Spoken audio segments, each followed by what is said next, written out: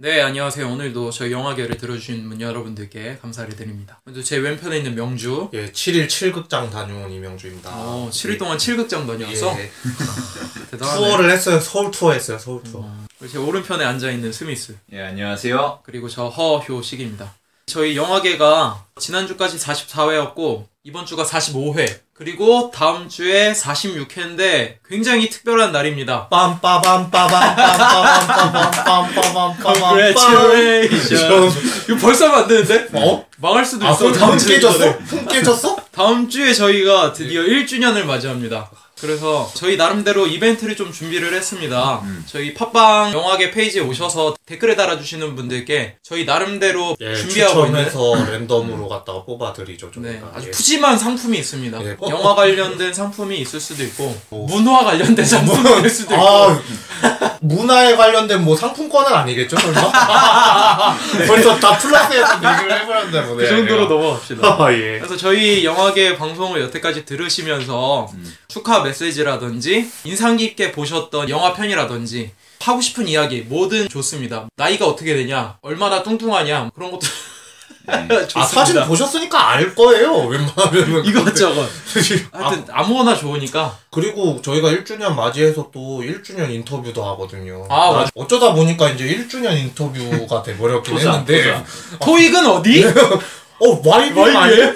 어쨌든 간에 나중에 인터뷰도 따로 기사해서 올릴 테니까 많은 관심 좀 부탁드릴게요. 댓글 당첨되는 방법은 매우 쉽습니다. 진짜 길면 쉬워요. 됩니다. 길면 돼요. 예. 길게만 사연 써주세요. 소개되고 네.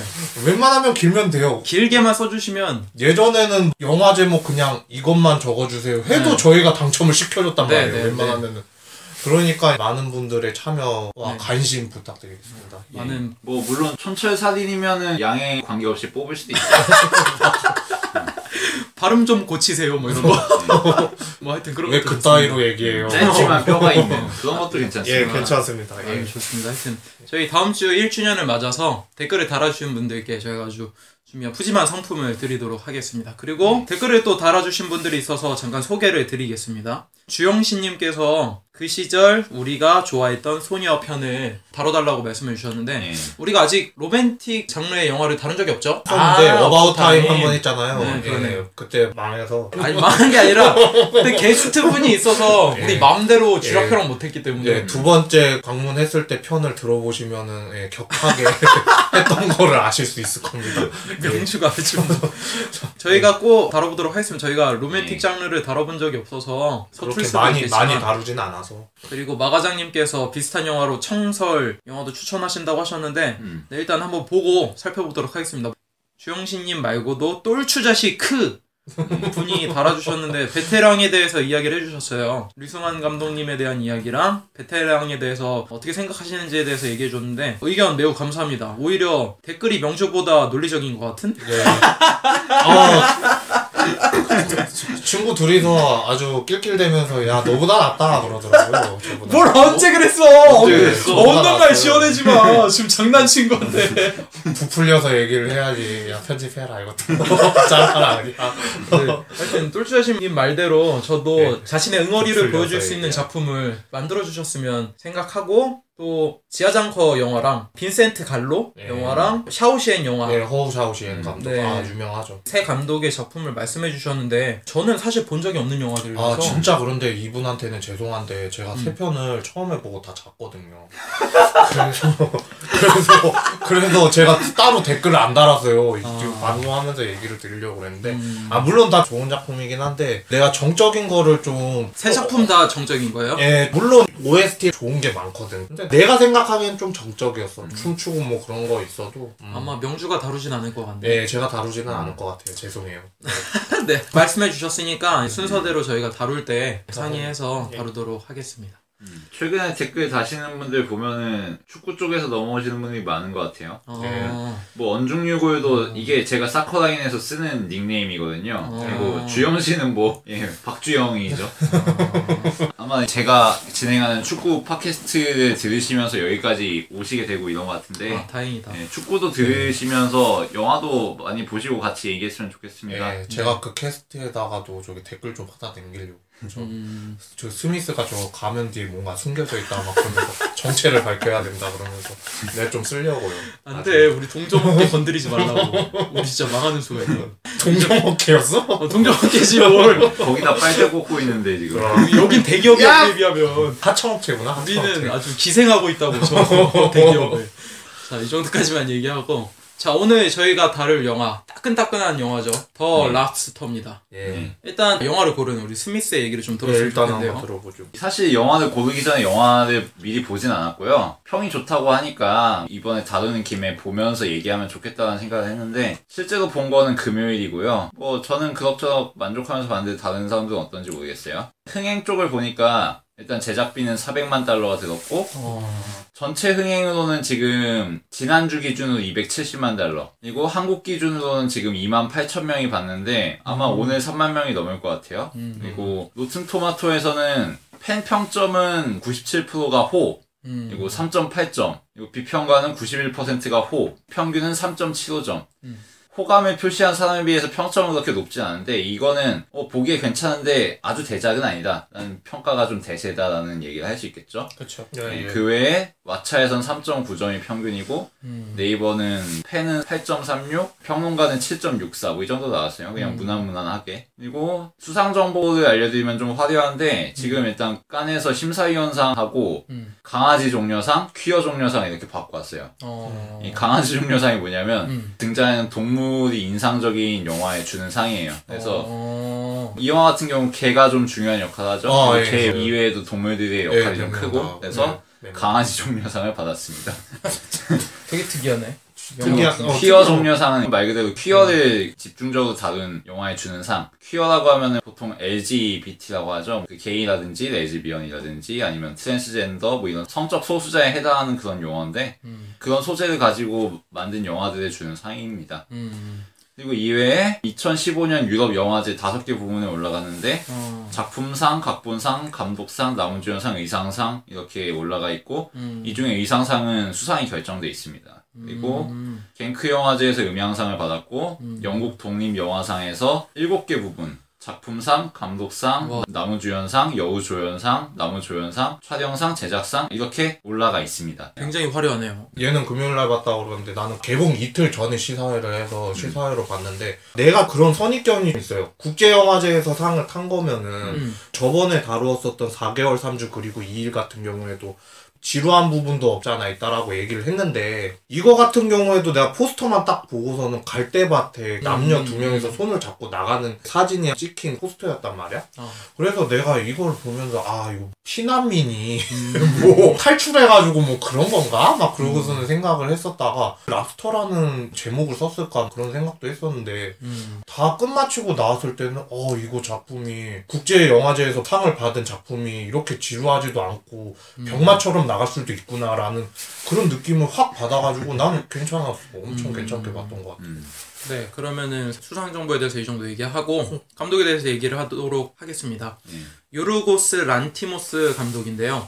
전작으로는 내 가장 친한 친구, 키네타, 송곳니, 아텐버그, 알프스 그리고 지금 영화 더 랍스터를 찍었었습니다. 예, 여기서 아텐버그는 감독을 한 건 아니고요. 네. 자기가 출연을 한 영화고 나머지는 자기가 각본 쓰고 감독한 이런 영화들이 되겠습니다. 73년생이고 아테네에서 태어났고 영화하고 텔레비전 광고 연출을 같이 공부를 했는데 그 중에서 뭘 선택할지 고민하다가 나는 영화가 맞겠다.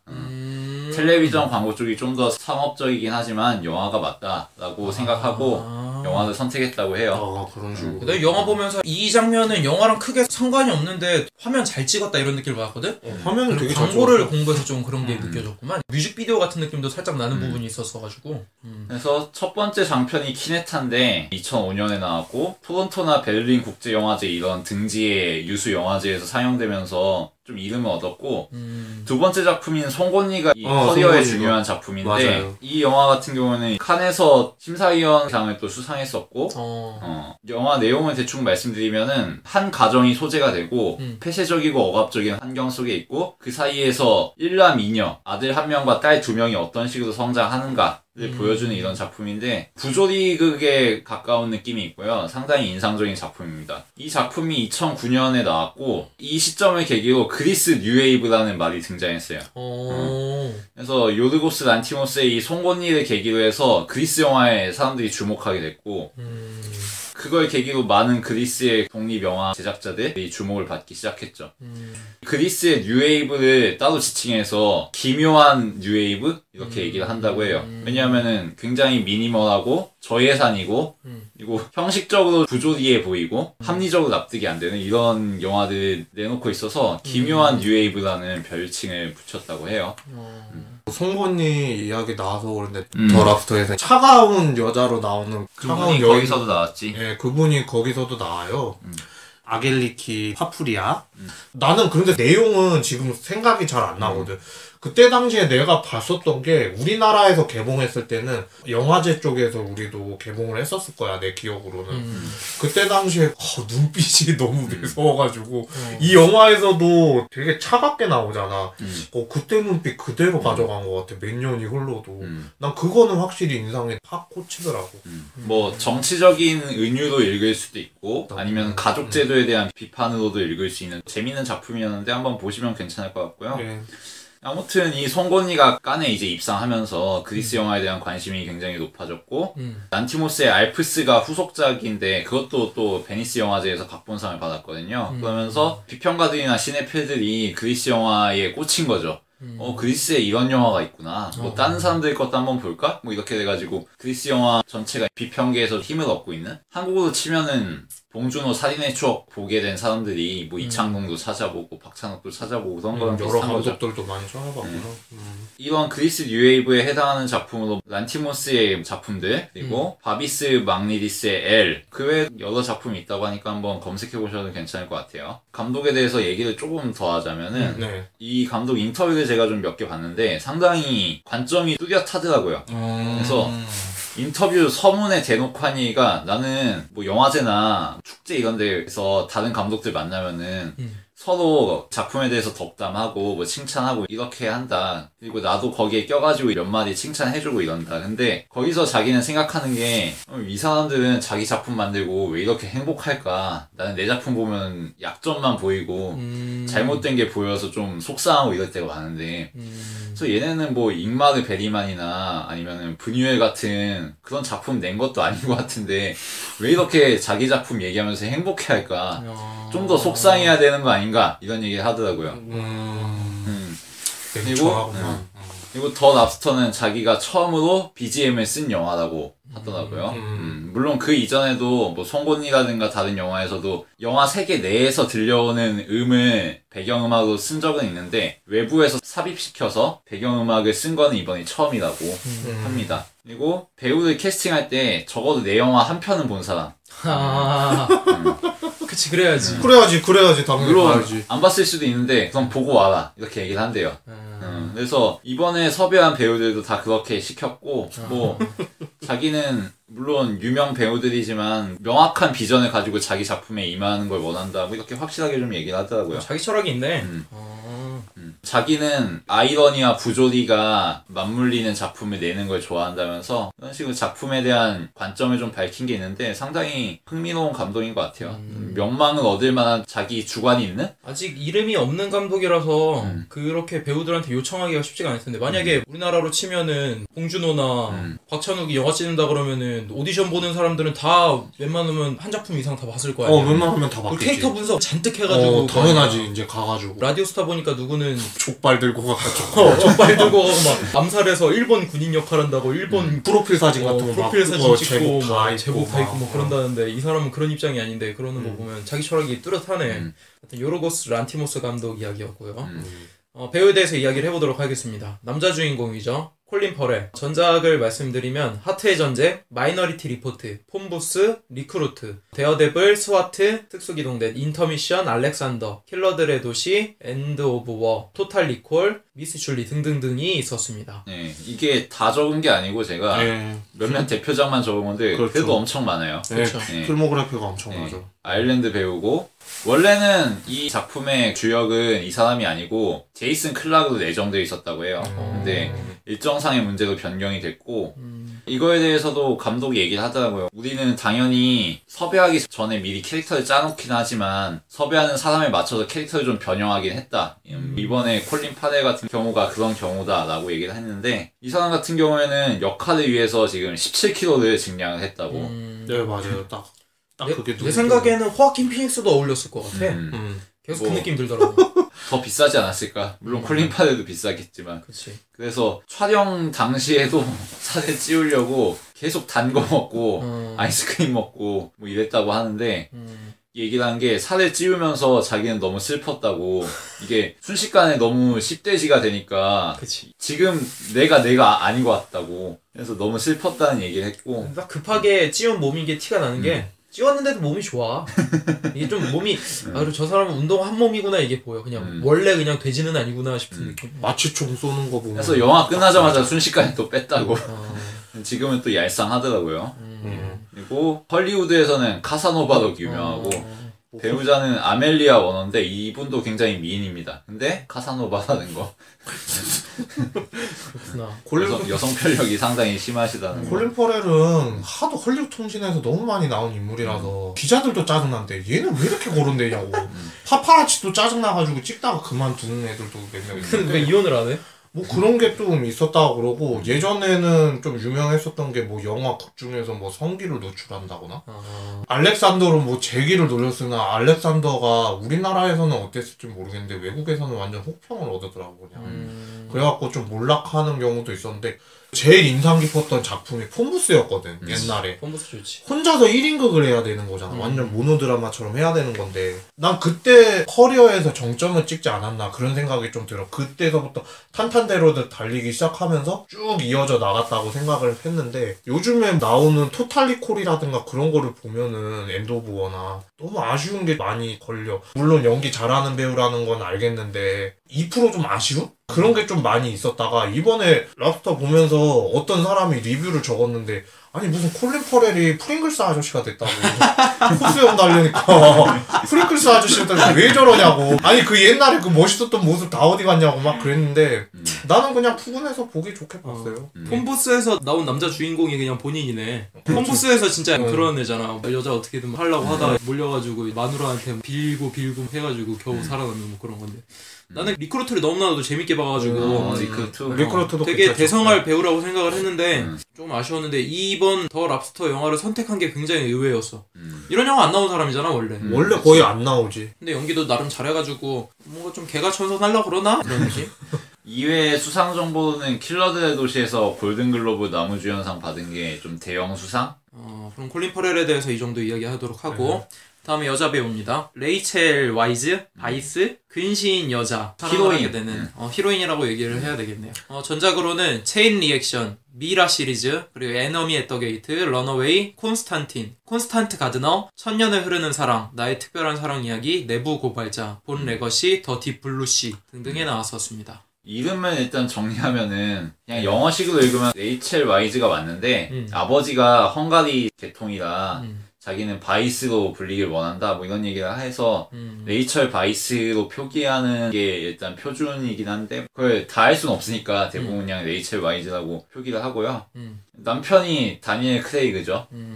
뭐 이 정도면 탑스타죠. 별 굴곡도 없었고 특별히 스캔들이 심했던 것도 아니고. 그렇죠. 영화도 다 잘 됐어요. 예, 영화 지금 언급하는 것도 거의 다 잘 됐고. 특히 미라 시리즈는 뭐 국내에서 인기가 어마어마했었으니까. 맞아요. 어마어마했으니까. 지금도 미인이시고 뭐, 예, 뭐 성공적인 커리어를 보낸 전형적인 40대 여배우라고 할 수 있겠죠. 로맨틱 영화라든가 그런 데에서 이쁜 모습보다도 미라라든가 액션씬이 들어가는 그런 영화에서 유독 더 이쁘게 보였던 것 같아요. 격렬하고 그런 속에서도 미모를 잃지 않는? 뭐 그런 게 좀 있는 것 같아요. 참고로 지금 요르거스 란티모스가 신작을 찍고 있는데 제목은 더 페이버릿이고 18세기 영국의 앤 여왕의 역사를 배경으로 해서 여기서 앤 여왕의 친구인 사라 역할을 맡는다고 하네요. 그리고 앤 여왕은 이번 더 랍스터에서 호텔 매니저로 나온 올리비아 콜먼이 나오고 그러니까 감독하고 좀 잘 맞는다고 서로 생각을 해서 이렇게 된 게 아닌가. 네. 네, 다음 배우는 존 C 라일리. 우리 혀 짧은 남자로 등장하고 전에도 한번 소개시켜 드렸었어요. 케빈에 대하여와 주먹왕 랄프. 대표작으로 간단하게 말씀드리면 뭐 최근에 나왔던 가오갤, 가디언즈 오브 갤럭시, 그리고 매그놀리아, 갱스 오브 뉴욕, 시카고, 부기나이트 뭐 등등등에 나왔습니다. 많이 소개를 시켜드려서 뭐 코미디 역할을 많이 했었지만 뭐 이제 전극도 잘하는 배우인데 완전 전극이 굳어졌네요 이제. 이제 전극 굳어져서 뭐 잘 된 것 같아요. 중간에 코미디가 좀 나오긴 하는데 이게 이 사람이 영화 기준으로 여복이 있어. 일단 대학살의 신에선 조디 포스터가 부인이었고 맞아. 케빈에 대하여선 틸다 스윈튼, 매그놀리아나 부기나이트에서도 그 파트너가 굉장히 괜찮은 배우였고 디아워스에선 줄리엣 무어가 부인이었지. 탑 배우들만 다 부인이야. 근데 뭐 역할만 배우지 뭐 키스를 한다든지 뭐 이렇게 뭐 아무것도 없어요. 진한 장면이 있다든지 그런 건 아무것도 그냥 없어. 불쌍해 그냥 나오면서 저 아저씨 또 뭐다가 아까 막 그런 이제 불쌍함이. 오히려 역할은 그거지. 좀 바보스럽고 곰탱이 같은 남편. 케빈에 대해서 아들로한테 뒤져. 화살 먹고 뒤져. 랍스터에서도 좀 아쉽긴 했어요. 랍스터에서도 마취총 맞고 야 팬티만 남고 다 빨개 벗겨지는 불쌍해. 불쌍 전문 배우. 근데 뭐 하여튼 다음 배우는 벤 위쇼. 절름발이 남자로 등장하죠. 억지로 코피를 내는 역할을 했었던. 간단하게 전작을 말씀드리면 톰과 제시카, 향수, I'm Not There, 스카이폴, 그리고 클라우드 아틀라스 등등에 나왔었습니다. 아무래도 사람들한테 많이 기억되는 거는 향수일 것 같아요. 그쵸? 그때 당시에 베스트셀러로도 많이 유명했었고. 재밌어요 영화도? 예, 영화도 괜찮고요. 영화가 나온다고 그래서 사람들이 기대를 많이 했었거든요. 물론 흥행에 대한 결과는 조금 나쁘게 나왔긴 했지만 어쩌면 사람이 저렇게까지 연기를 할 수 있을까라는 평이 많았다고 그래요. 그 이후엔 작품이 스카이폴 정도? 이 사람 같은 경우에는 영국 왕립 아카데미 출신이고 드라마 스쿨인데 그러니까 고학력이지. 고전 영화 이런 것도 많이 보는 것 같은 게 가장 좋아하는 영화는 히치콕의 현기증. 그리고 좋아하는 감독은 안드레이 타르콥스키와 잉마르 베리만. 되게 옛날 사람. 타르콥스키는 소련 감독이죠. 잉마르 베리만은 스웨덴이고. 그리고 가장 좋아하는 작가는 추리소설 작가인 퍼트리시아 하이스미스. 이 사람의 작품이 영화화된 게 리플리죠. 맷 데이먼이 주연했던. 맞아요. 뭐 그게 원래는 리메이크작이거든요. 프랑스 영화가 원작이 또 있는데 아무튼 그렇고 평소 취미도 독서, 여행, 요리, 빵 만들기, 왕족이네 왕족. 정원 가꾸기, 그림 그리기 뭐 이런 굉장히 귀족적인 생활을 즐긴다고. 근데 취미는 귀족적인데 생활은 좀 털털하다고. 자가용 안 타고 다니고 지하철이나 자전거 타고 다니고 그런 사람들 있어요. 옷도 패션 이런 거 그렇게 막 신경 안 써서 몇 년 전에 입은 거 계속 입고 다니고 뭐 그렇다고 하네요. 요즘 주은발 아저씨도 그렇다고 그러던데. 그 왕립학교가 가문도 봐서 들어가는 거랑 좀 혈통이 있는 사람인가 보네. 귀한 혈통. 형제로는 이란성 쌍둥이 동생이 있는데 성격은 완전 반대라고. 뭐 이란성이긴 한데 쌍둥이지만 뭐 전혀 닮은 데가 없다라고 얘기를 하고. 가장 뜨거운 이슈라면 이 사람이 게이라는 거겠죠. 게이야? 그리고 마크 브래드쇼라는 사람과 2012년 8월에 결혼을 했고 공개적으로 아직 커밍아웃을 한 적은 없어요. 근데 사람들이 그냥 다 아는 뭐 이런 거고. 말하지 않아도 알아요. 예전에 한번 인터뷰어가 최근에 2편의 연극에서 게이 역할을 했는데 뭐 자신하고 관계가 있느냐라고 대놓고 돌직구를 던졌는데 벤이 약간 우회적으로 답변을 했어요. 그렇다, 모든 작품은 나의 일부다. 나는 내가 직접 말하기보다 내 작품을 통해서 나를 말하고 싶다 라고 하면서 우회적으로 인정을 하는 듯 안 하는 듯 뭐 이렇게 얘기를 하긴 했어요. 그리고 인터뷰를 하는 태도가 굉장히 신중하고 좀 수줍고 그렇다고 얘기를 하는데 일단 말을 할 때 단어는 엄청 신중하게 고르고 자기가 좀 더 정교하게 얘기를 하기 위해서 안절부절하지 못하는 그런 태도를 보여주는데 그걸 가지고 사이먼 암스텔이라는 코미디언이 벤을 섭외하려다 거절을 당한 거를 안가품한다고 벤을 좀 패러디하는 이런 영상을 올린 게 있어요. 유튜브에 그게 있는데 벤이 그 인터뷰를 한다거나 말을 할 때 엄청 주저하는 거를 까는 그런 영상을 만든 게 있는데 재밌어요 보면은. 네, 그럼 다음 배우. 오늘 배우가 굉장히 많습니다. 아직도 5명의 배우를 소개시켜드려야 되는데 6명이네. 아마 영화가 별로라서 이렇게 배우를 많이 얘기하는 게 아닌 건가? 아니에요. 영화가 별로는 아니에요. 제가 이렇게 얘기하는 정도면 진짜 별로는 아닌 거예요. 근데 사실 캐스팅이 이 정도로 화려한 영화가 드물지. 그쵸. 그 다음 배우는 솔로들의 왕 역할을 맡았던 레아 세두 네. 전작으로는 루루드, 그리고 미션 임파서블, 고스트 프로토콜, 미드나잇 인 파리, 시스터, 페어웰 마이 퀸, 그리고 가장 따뜻한 색 블루, 그랜드 부다페스트 호텔, 미녀와 야수, 생로랑, 어느 하녀의 일기 등에 나왔었습니다. 이 배우가 앞으로도 더 대성이 됐으면 좋겠고요. 제가 요즘에 나오는 서양 배우들 중에서 마고로비라고 이번에 할리퀸으로 나오는 배우가 많이 주목을 받고 있는데 레이세아도가 훨씬 더 낫지 않나 그런 생각을 좀 하는 편이고 이제 떠오르는 라이징들 중에서 그리고 미션 임파서블 4에서 암살자 역할로 나왔었는데 야 나오자마자 완전 모델 포스가 그 장면 거의 다 기억을 하실 거예요. 아 그 장면 그럴 건데 그거랑 미녀와 야수를 다 아는 내용인데 뭐 하고서는 갔다가 봤는데 엄청 예쁘다 그러면서도 봤었고 그리고 이번에 007에서도 폰드걸로 나오는데 기대가 많이 되고요. 한야의 일기에서도 퇴침대기로 잘 나왔었던 것 같고 나는 연기를 잘한다고 생각을 하거든. 이쁘면서도 모델 출신인데도 불구하고 그래서 나는 많이 극찬 엄청 하는 그런 배우라고 볼 수 있어요. 이 사람 같은 경우는 일단 엄친딸이죠. 네, 가문 자체가 재벌 가문이고 파테라는 미디어 그룹을 소유한 가문에서 태어났고 작은 할아버지는 축구팀인 릴의 회장이고 릴이 박주영이 가려다가 통수치고 안 간대죠. 네. 프랑스 그리고 집안의 재산이 한 7조 된다고.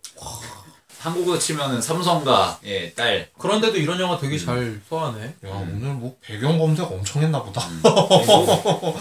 집안이 배경이 되니까 이거저거 고전 작품들도 많이 보고 교양을 쌓아서 그런 건지 모르겠는데 좋아하는 배우들이 다 옛날 배우들. 찰리 채플린, 파니 아르당, 이자벨 위페르, 잉그리드 버그먼, 진 시버그, 안나 카리나를 꼽았고 할리우드 현재 배우 중에서는 조니 뎁과 페넬로페 크루즈, 톰 크루즈 등이 좀 인상적이다라고 얘기를 했네요. 잘 컸네. 이런 돈 있는 집안이면은 어쩐지 좀 고전 영화 같은 풍의 그런 영화에 참 잘 맞더라고 캐릭터가. 어느 하녀의 일기 같은 경우 또 그런 거였었지. 고전 영화처럼 나왔었고. 그리고 인터뷰어가 헐리우드 영화하고 예술 영화의 차이에 대해서 어떻게 생각하느냐 물어봤는데 제작비도 다르고 관객도 다르지만 영화를 만드는 거는 똑같다. 결국은 배우가 적응하기 나름이다 라면서 프랑스와 트리포를 인용했어요. 여배우는 꽃을 꽂기 위한 꽃병이다라는 말을 인용했는데 배우는 항상 꽃병과 같아야 한다. 감독이 그 꽃병을 어떻게 사용할지 받아들이는 것 뿐이다 라고 얘기를 했네요.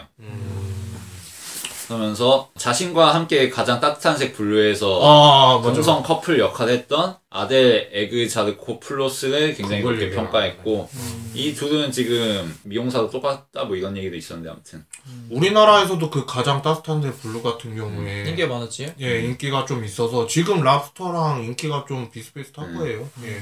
그리고 경력상으로 중요한 작품을 또 언급하자면 시스터 이거는 누나와 남동생의 얘기인데 여기서 레아 세도가 누나로 나와가지고 이거저거 열연을 펼쳤지. 역할이 좀 막장이야. 그러니까 동생 돈 뜯어먹고 사는 이런 누나가? 동생이 한 중딩 초딩 이 정도 나이거든. 근데 걔가 호텔 같은 데서 사람들 물건 훔쳐오면은 그거 가지고 돈 벌고 누나는 그거 가져다 쓰는 거야.